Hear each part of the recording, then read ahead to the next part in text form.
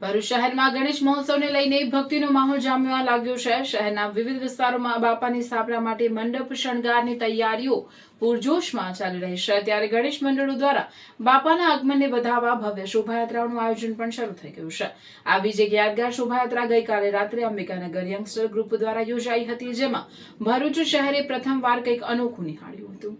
ગણેશોત્સવના આગમનની ખુશીમાં ભરૂચનું Ambikanagar youngster group દર વર્ષે કંઈક નવીન કરવા માટે જાણીતું છે અને આ વખતે પણ તેમણે શહેરીજનોને ચોંકાવી દીધા। ગ્રુપ દ્વારા યોજાયેલી ગણેશજીની આગમન શોભાયાત્રામાં નાસિકના ઢોલના ધબકારા અને ડીજેના તાલે મોટી સંખ્યામાં ભક્તો થિરકતા જોવા મળ્યા। સાથે જ ફાયર શોના રોમાંચક કરતબોએ પણ સૌનું દિલ જીતી લીધું। પરંતુ આ શોભાયાત્રાનું સૌથી મોટું આકર્ષણ બન્યું શક્તિનાથ ખાતે યોજાયેલો ડ્રોન શો। ભરૂચ શહેરના ઇતિહાસમાં પ્રથમવાર આયોજિત આ ડ્રોન શોમાં આકાશમાં અલગ અલગ આકૃતિઓ અને દ્રશ્યો રચાતા જોવા મળ્યા, જેણે ઉપસ્થિત તમામ લોકોને મંત્રમુગ્ધ કરી દીધા।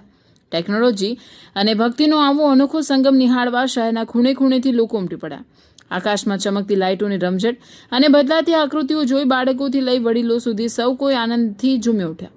અંબિકાનગર યંગસ્ટર ગ્રુપની આ નવીન પહેલે માત્ર ભક્તિભાવ જ નહીં, પરંતુ મનોરંજનનો પણ અનેરો રંગ ઉમેર્યો અને ભરૂચવાસીઓ માટે આ શોભાયાત્રા એક યાદગાર અનુભવ બની રહી।